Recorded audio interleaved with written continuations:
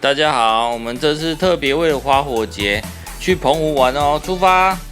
一下飞机就来吃阿豹的香肠摊哦，天气实在太热了。之后啊，我们就到了天后宫旁边这边逛老街哦。拍照咯！中央老街有经过改建，现在看起来还是依然古色古香。接着来到主席石村，晴晴，这个摇摇马好玩吗？好玩。我们现在要去看烟火了，现在要出发去看烟火了。 Let's go！ Let's go！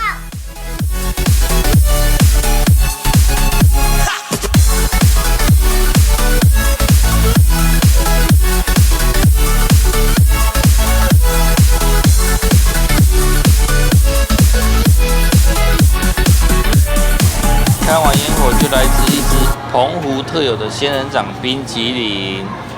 这是澎湖旅游的第一天，超级好玩，明天继续。